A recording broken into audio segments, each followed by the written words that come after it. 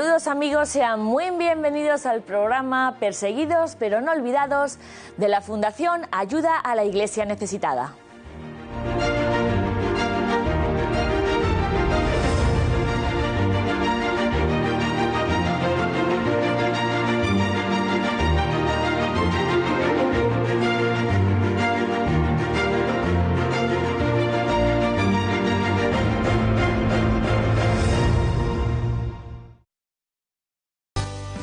Hoy en Perseguidos pero no olvidados, Monseñor Osvaldo Azuaje, obispo de Trujillo en Venezuela, contará cómo la Iglesia está ayudando a los más necesitados en la crisis de Venezuela y qué mensaje les ha enviado el Papa para esta tierra que sufre.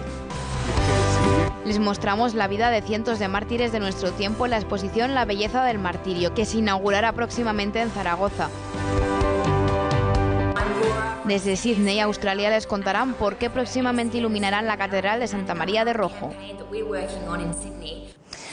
Muy bienvenidos al programa Perseguidos pero no olvidados de Ayuda a la Iglesia Necesitada, amigos. Un programa que en los próximos 40 minutos queremos abrir una ventana en sus casas para que entre aire fresco, para que puedan asomarse y contemplar la Iglesia en los 5 continentes, en el ancho y largo que es el mundo, cómo vive muchas veces con mucha necesidad, como lo vamos a ver en Venezuela, con mucha pobreza y dificultades, y también con persecución, con marginación, con discriminación, como ha pasado con el pueblo que peregrina en China, que hay una gran noticia que comentar en nuestro programa en los próximos minutos. Como siempre, en este programa contamos aquellas noticias que no aparecen en los grandes titulares de los periódicos, en los grandes informativos, estas noticias que para nosotros sí lo son y que nos resume nuestra compañera Blanca Ruiz Antón.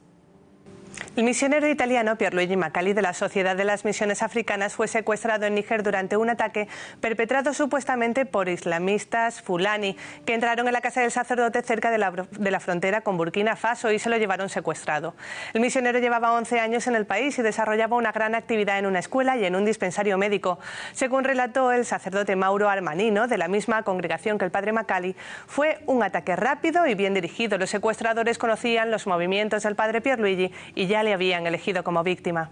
La iglesia de Masaya, en Nicaragua, ha decidido cancelar las celebraciones públicas en honor a su patrón, San Jerónimo, y pasar ese día en silencio y oración. Masaya es una ciudad donde la represión de las manifestaciones contra el presidente Ortega por parte de la policía han dejado numerosos muertos. El Vaticano firmó un acuerdo provisorio con China sobre el nombramiento de obispos, con el deseo de que esto contribuya positivamente a la vida de la iglesia. Se trata de un acuerdo histórico que es fruto de un acercamiento gradual y recíproco entre el gobierno chino y la Santa Sede, y que llega después de largos años, y es un proceso que se ha dado con una ponderada tratativa y que prevé evaluaciones periódicas sobre su aplicación. Con este acuerdo se pretende que se favorezca un fecundo y previsor camino de diálogo institucional y contribuya positivamente a la vida de la Iglesia Católica en China y al bien del pueblo chino. Sin duda, una de las noticias más importantes de los últimos días, incluso de los últimos años, es, como nos ha contado Blanca, el acuerdo cerrado entre la Santa Sede y China para la designación de obispos en esta República Popular y que hasta ahora era uno de los puntos de fricción entre el Gobierno y la Santa Sede. El periodista y director editorial del Grupo COPE, José Luis Restán, nos cuenta todo lo que debemos saber sobre las implicaciones de este acuerdo histórico.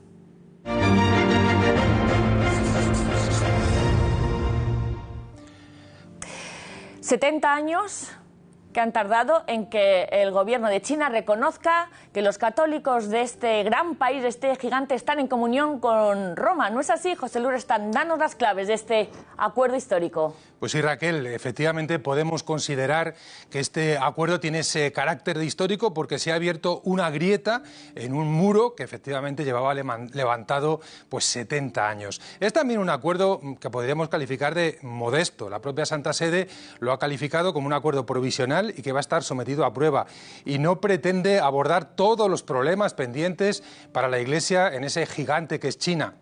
Aborda una cuestión que parecía la más decisiva, la cuestión del nombramiento de obispos. ¿Qué es lo que reconoce el gobierno de la República Popular China? Pues precisamente que los católicos de su país, que son ciudadanos chinos, tienen un vínculo con una realidad que está fuera de China, que es el Papa, el sucesor de San Pedro. Ha costado mucho tiempo para que incluso se rompan ciertos esquemas culturales y el gobierno chino acepte que ese vínculo es indestructible. De hecho, después de tantas persecuciones, después de tantos mártires, el gobierno de Pekín lo ha reconocido. Por su parte, la Santa Sede reconoce que los obispos en China deben tener un reconocimiento público para poder llevar a cabo su misión pastoral de un modo adecuado. Así pues, habrá un diálogo que permita concordar, pero que dará al Santo Padre la capacidad de decidir en última instancia quiénes son los pastores de la Iglesia en China. De esta manera se alcanza la tan deseada comunión entre las diversas comunidades que viven en China,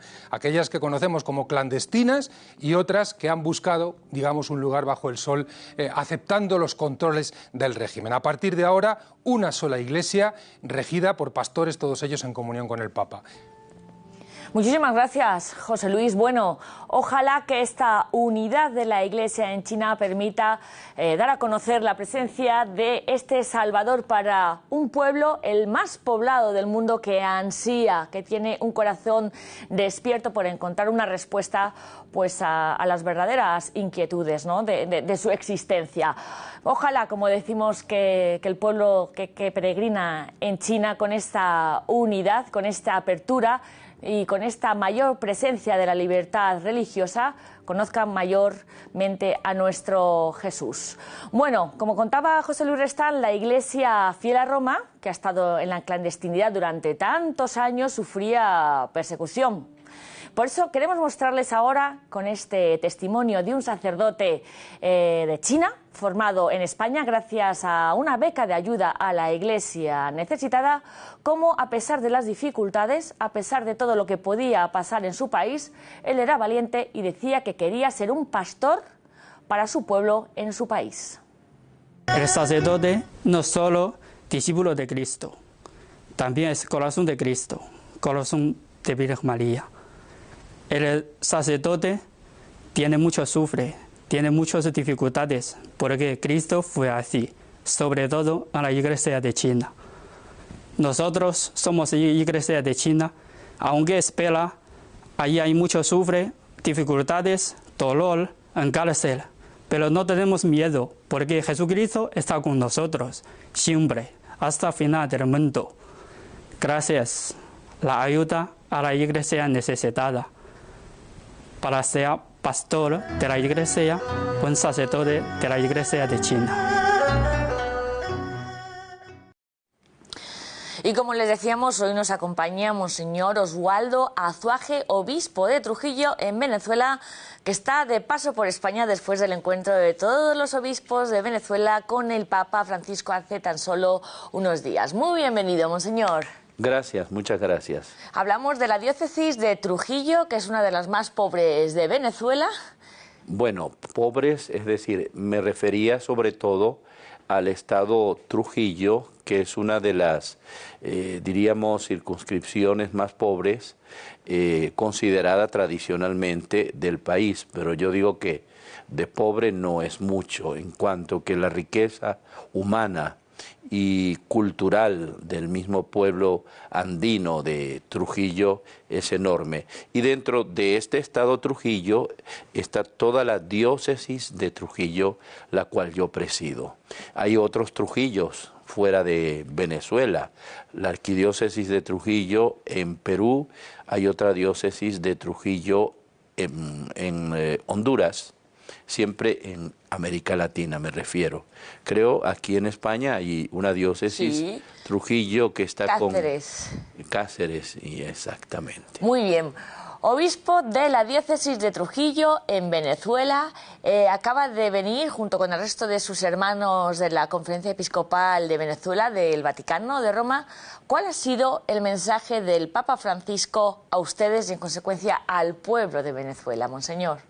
Bueno, yo creo que hablar de un mensaje es la segunda vez que yo voy a una visita ad limina. Las dos han sido hermosísimas, con dos papas que han sido sin duda alguna importantísimos y fundamentales para la historia actual en que vivimos. El Papa Benedicto XVI, primero, y luego ahora el Papa Francisco, que nos ha dado la nota muy nuestra, siendo él pues de nuestro propio continente y un hombre que habla pues nuestro propio lenguaje. Y realmente digo distinta porque en esta ocasión no tuvimos un discurso del Papa. El Papa se sentó, nos indicó: aquí hay agua, al que tenga sed, y bueno, por allí están los baños, porque somos humanos, y como un padre, como un gran papá, nos situamos alrededor de él.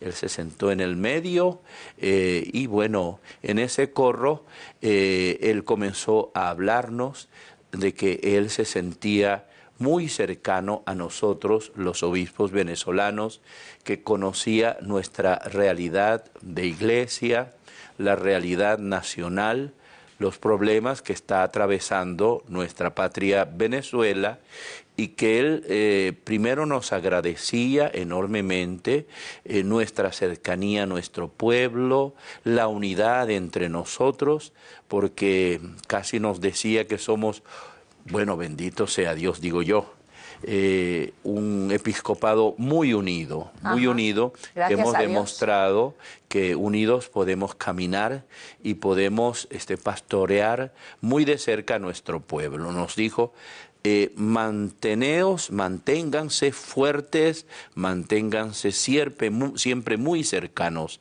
a su pueblo. Yo sé que lo hacen, pero les invito, ¿no? Por supuesto, yo estoy no reproduciendo literalmente porque no tengo una grabadora en la mente, sino aquello que recuerdo que él nos dijo. Y también nos invitó mucho una palabra, a vivir, a poner en práctica una realidad que yo nunca la había escuchado con esta palabra: resistencia. Resistencia que no tiene que ver nada con un lenguaje político, ni populista, ni militarista, sino sobre todo el mantenernos firmes en la fe, en la esperanza y en el amor, sin echarnos para atrás, dando testimonio, resistiendo los embates de cualquier forma que tome el enemigo. Porque las circunstancias no son fáciles. Unidad y esta resistencia en la fe, esta fortaleza es lo que les ha transmitido el Papa Francisco a nuestros obispos, a nuestros prelados de Venezuela, un país que no lo está pasando muy bien, como todos lo sabemos. Y para conocer un poco más la situación de Venezuela, los grandes datos que nos dejan a todos un poco espelundados, nuestra compañera Blanca Ruiz Antón nos va a anticipar las principales cifras de esta crisis humanitaria que está sufriendo este país. Blanca.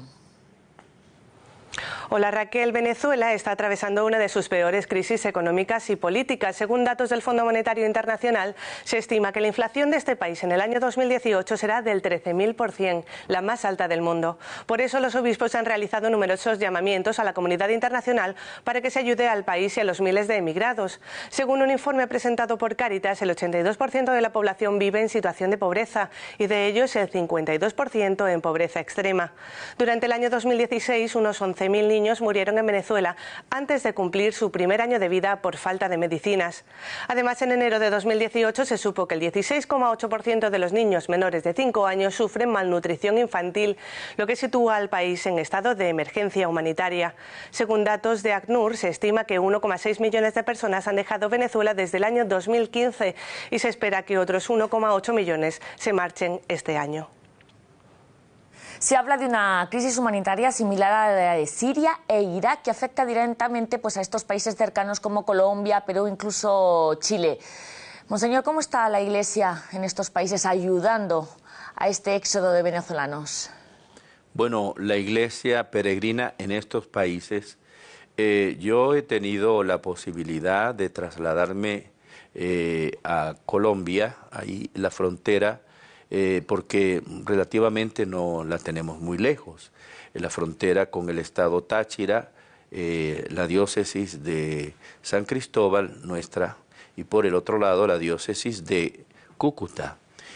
Monseñor Ochoa, el obispo de Cúcuta, realmente está haciendo un trabajo impresionante y en consonancia y cooperación fraterna con la iglesia de San Cristóbal.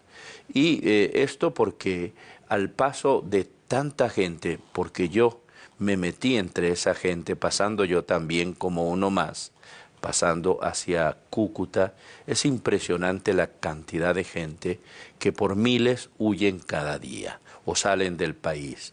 Tengo que decir, por supuesto, y hay que ser honrados, que así como cada día se alimentan entre 5.000 y 8.000 personas en Cúcuta, dándoles en la mañana, al mediodía y en la noche, colabora en parte también la diócesis de Trujillo. También tengo que decir que esto no nos sirve para poder dar las cifras exactas, son cifras aproximativas, porque es mucha la gente que sale, pero también regresa gente, pero no en grandes cantidades. De esto me pude dar cuenta por experiencia propia. La parte de Colombia son multitudes cuando llegas a la parte que se refiere a la entrega o la firma o qué sé yo, sello de documentación o cualquier otro papel legal que lleven. Y la parte de Venezuela, ya regresando, es muy poca la gente que hay. Claro. Porque regresa mucha gente también buscando productos que no existen en Venezuela actualmente para el consumo. Que cruzan la frontera a Colombia para comprar y vuelven, ¿no? Ante la escasez, ¿no? Sí, ante hay, la ¿no? escasez. Y ese es casi un privilegio que tiene la gente de la frontera, aún considerando que por la debilidad de nuestra moneda, que por cierto ha sido cambiada con un nuevo, llamamos así, cono monetario, a partir del mes de agosto, principios del mes de agosto de este año. Lo cierto es que la devaluación es tan grande que todo sale muy caro en Colombia, pero lo que se pueda se compra allá y hay cosas, productos que sí se pueden encontrar en mejor precio.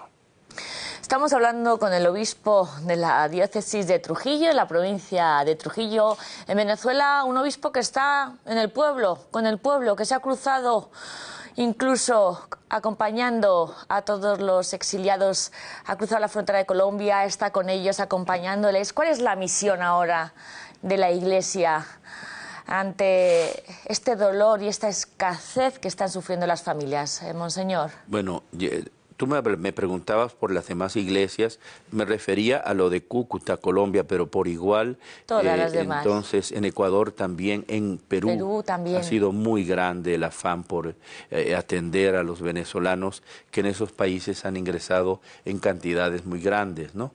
Y yo pienso que en todos los demás también, incluido el Brasil, por el lado de Brasil, que también hay una buena frontera, ¿no? Todos ayudando a Venezuela. Ayudando a Venezuela. Y dentro de Venezuela, pues imagínate, primero pues yo tengo que hablar del obispo de San Cristóbal, por cuanto que a él le corresponde una frontera total y inmediata. Hay otras diócesis, como la de Guasualito, y la arquidiócesis de Maracaibo, y la diócesis de Machique, por esa zona, que todas están pues viviendo la misma situación de emergencia en atención a gran cantidad de personas y de familias completas que se trasladan, ¿no? Con sus niños.